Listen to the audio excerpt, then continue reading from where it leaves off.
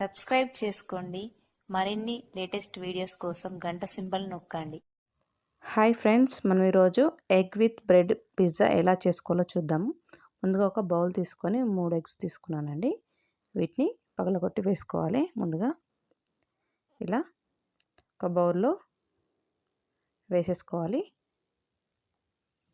ఈ విధంగా 3 ఎగ్స్ని ఇలా వేసుకోవాలండి. వీటిని ముందుగా మొత్తం మిక్స్ చేసుకోవాలండి. ఈ విధంగా ఇలా మిక్స్ చేసుకొని ఇందులో చిన్నగా కట్ చేసి పెట్టుకున్న పచ్చిమిర్చి ముక్కలను వేసుకోవాలండి. తర్వాత ఒక క్యాప్సికమ్ ముక్క కూడా చిన్నగా కట్ చేసుకొని వేసుకోవాలి సన్నగా.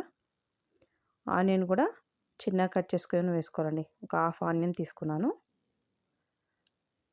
తర్వాత వచ్చేసి ఒక టమాటా కూడా చిన్నగా కట్ చేసుకొని వేసుకోవాలండి. ఒక చిన్న టమాటాని ఇలా చిన్నగా కట్ చేసుకొని వేసుకోవాలి.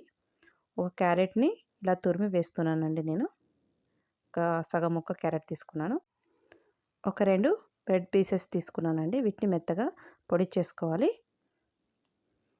తర్వాత వచ్చేసి సాల్ట్ అండి, టేస్ట్ తగ్గట్టు సాల్ట్ కూడా యాడ్ చేసుకోవాలి. కొద్దిగా పెప్పర్ అండి, మిరియాల పొడి కూడా కొద్దిగా యాడ్ చేసుకోవాలండి. ఇప్పుడు మనం బ్రెడ్ పీసెస్ని ఇలా పొడి చేసుకొని ఇందులో వేసేసుకోవాలండి. ఇప్పుడు ఇందులో యాడ్ చేసేసుకుందాం. ఈ విధంగా వేసేసుకొని మొత్తం కలిసేలా కలుపుకోవాలండి. ఇందులో కొద్దిగా అల్లం వెల్లుల్లి పేస్ట్ కూడా వేస్తున్నానండి, ఒక చిటికెడు.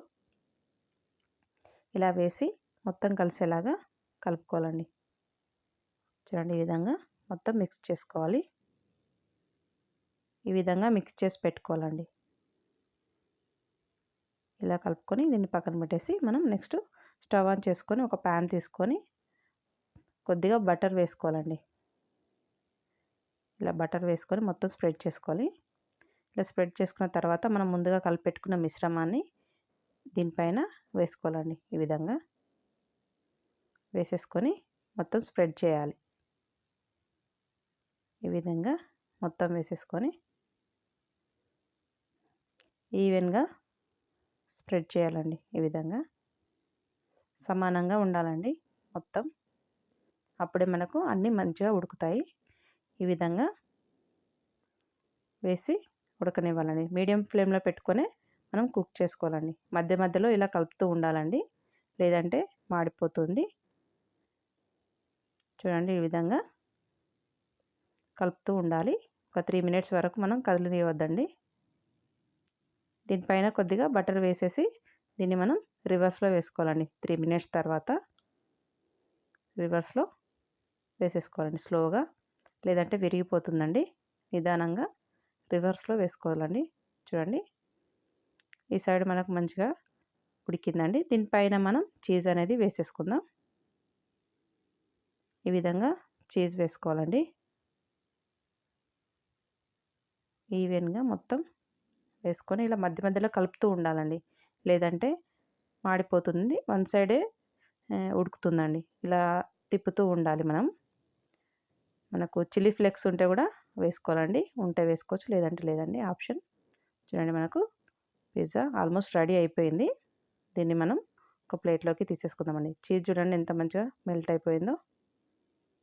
దీన్ని మనం ఒక ప్లేట్లోకి తీసుకొని సర్వ్ చేసుకోవడమండి. చాలా బాగుంటుందండి. చాలా ఈజీగా అయిపోతుందండి. మనకి సాస్ ఉంటే సాస్ యాడ్ చేసుకోవచ్చు, లేదంటే ఇలా కూడా తినవచ్చండి. మనం సాస్ కూడా వేసేసుకుందాం. ఈ విధంగా వేసేసుకొని చూడండి ఎంత బాగుందో కలర్ఫుల్గా. మనం దీన్ని చిన్న చిన్న పీసెస్ లాగా కట్ చేసేసుకుందాం.